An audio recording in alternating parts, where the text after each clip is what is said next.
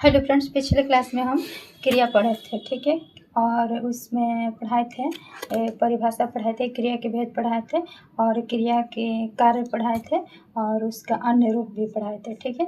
तो क्रिया के अन्य रूप में 3 रूप बताना था: सहायक क्रिया, पूर्वकालिक क्रिया और द्विकर्मक क्रिया। तो सहायक क्रिया और पूर्वकालिक क्रिया हम बता चुके हैं। एक बचा था उसमें का द्विकर्मक क्रिया, ठीक है। तो द्विकर्मक क्रिया को आज हम समझा दे रहे हैं।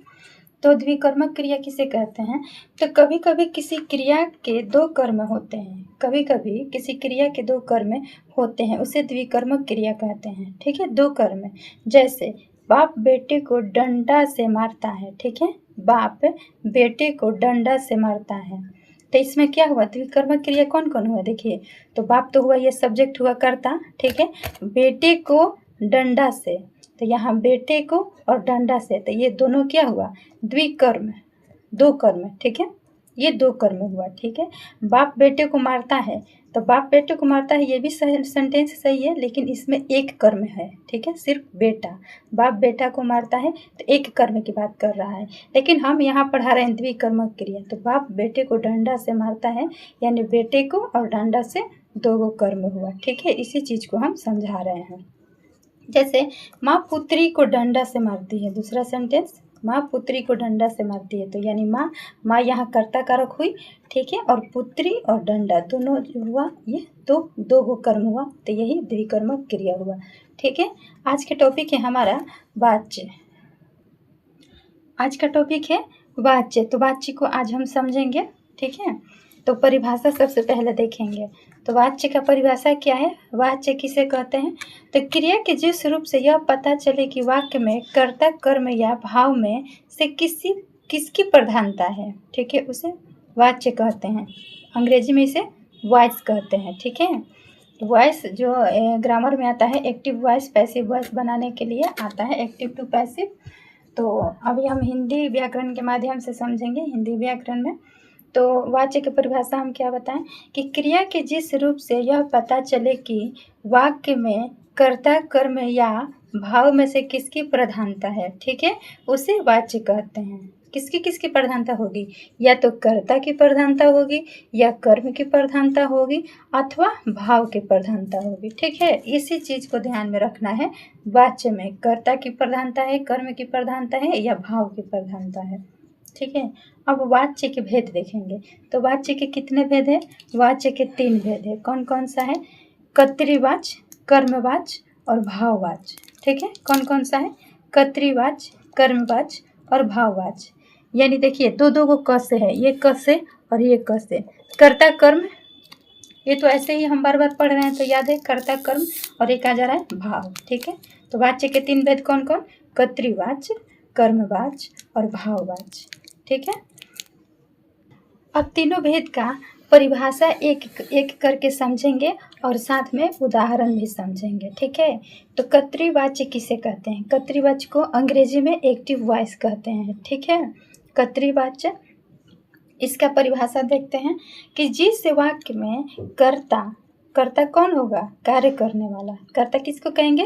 काम करने वाला को, ठीक है। तो जिस वाक्य में कर्ता की प्रधानता हो उसे कर्तृवाच्य कहते हैं, ठीक है। कर्तृवाच्य में कर्ता की प्रधानता होगी, ठीक है। जैसे राम पत्र लिखता है, तो देखिए राम क्या कर रहा है? पत्र लिख रहा है, तो इसमें राम की प्रधानता है। बच्चे खेल रहे हैं, तो बच्चे खेल रहे हैं, तो इसमें किसकी प्रधानता है? बच्चे की प्रधानता है, ठीक है। बच्चा कर्ता कारक हुआ, इसमें राम कर्ता कारक हुआ। अब समझेंगे दूसरा कर्मवाच्य, ठीक है। तो कर्मवाच्य को क्या कहते हैं? पैसिव वॉइस कहते हैं।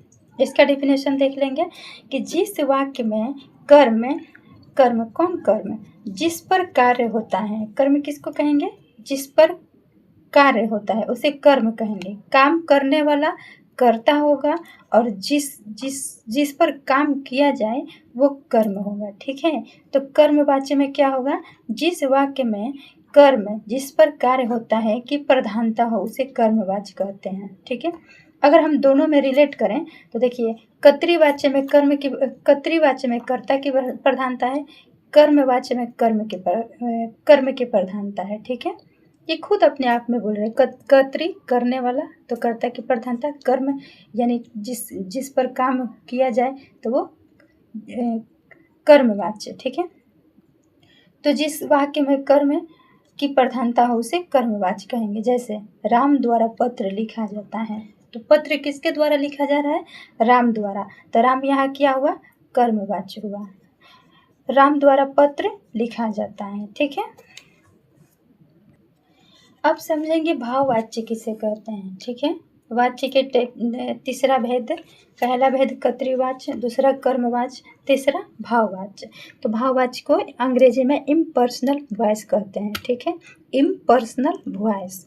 अब इसका डिफिनेशन समझेंगे कि जिस वाक्य में न कर्ता की प्रधानता हो और न कर्म की प्रधानता हो, ठीक है, जिस वाक्य में न कर्ता की प्रधानता हो और न ही कर्म की प्रधानता हो, केवल कार्य या भाव की प्रधानता हो, उसे भाववाच्य कहेंगे। जैसे मुझसे चला नहीं जाता, तो इसमें भाव कह रहा है, भाव बता रहा है, मुझसे चला नहीं जाता। एक तरह से बोल सकते हैं कि वो सक्षम नहीं है कुछ करने में, ठीक है, वो सक्षम नहीं है कुछ करने में, तो उसको भी हम भाववाच्य कहेंगे। जैसे मुझसे चला नहीं जाता, तो वो चलने में सक्षम नहीं है, ठीक है, उसे किसी प्रकार की समस्या है, तो वो भाव बता रहा है कि मुझसे चला नहीं जाता, हमसे इतनी मेहनत नहीं की जाती। तो देखिए ये भी बता रहा है भाव कि मुझसे इतनी मेहनत नहीं की जाएगी, ठीक है, ये भी बता रहा है कि हमारे पास इतना क्षमता नहीं है कि हम मेहनत करें। अब ट्रिक से समझेंगे कर्तृवाच्य ट्रिक से समझेंगे कर्तृवाच्य, कर्मवाच्य और भाववाच्य को, ठीक है। तो जिसमें कर्ता की प्रधानता हो, कर्ता प्रधान कर्तृवाच्य, कर्म प्रधान कर्मवाच्य, भाव प्रधान भाववाच्य। अब देखिए कर्ता ये भी क से है, कर्ता ये भी क से है, ये क से है और ये भी क से है, ठीक है। लेकिन देखिए ये भी क ये भी क त है ना, तो कर्ता प्रधान कर्तृवाच्य, यहाँ से रिलेट हो रहा है ना याद करने में, क त, ठीक है। इसमें क आ म यानी कर्म इसको बोल सकते हैं, लेकिन हम समझने के लिए क आ म कम ऐसे लग रहे हैं, ये भी क म कम ऐसे आ रहा है, तो ये याद करने के लिए हम बता रहे हैं, ठीक है। भाव अब बच गया भाववाच्य, तो इसमें भाव ये भी अपने आप में कह रहे हैं कि भाववाच्य में भाव की प्रधानता होगी, ठीक है। अब एक एक एग्जाम्पल देखेंगे तीनों को साथ साथ में, ठीक है। वाच्य के तीनों भेद को इकट्ठा बता रहे हैं और तीनों का एक एक एग्जाम्पल बताएंगे। जैसे कर्तृवाच्य के एग्जाम्पल क्या हो जाएगा? कर्तृवाच्य के एग्जाम्पल हो जाएगा राम किताब पढ़ता है, ठीक है, ये सिंपल सेंटेंस हुआ, राम किताब पढ़ता है, ठीक है। अब कर्मवाच्य में देखेंगे राम द्वारा किताब पढ़ी जाती है, तो कर्म में हमेशा क्या लगा रहेगा? द्वारा, ठीक है। कर्तृवाच्य हुआ राम किताब पढ़ता है और कर्म में राम द्वारा किताब पढ़ी जाती है, और भाववाच्य में क्या हो जाएगा? राम से पढ़ा नहीं जाता, ठीक है, ये भाव बता रहा है कि राम से पढ़ा नहीं जाता। अब आप लोगों को होमवर्क दे रहे हैं, 2 ठो होमवर्क है, कौन कौन? तो होमवर्क नंबर 1 है कि कर्तृवाच्य, कर्मवाच्य और भाववाच्य का 2 उदाहरण लिखें, ठीक है। कर्तृवाच्य, कर्मवाच्य और भाववाच्य का 2 उदाहरण लिखें। नंबर 2 है सीता गीत गाती है, सीता गीत गाती है, दी गई वाक्य को कर्मवाच्य एवं भाववाच्य में बदलें, ठीक है। आप लोगों को इसका आंसर देना है कमेंट बॉक्स में। आज की क्लास अच्छा लगा होगा तो यस लिखिएगा, नहीं लगा होगा तो नो लिखिएगा, ठीक है। आज के क्लास में इतना ही, बाय बाय, थैंक यू।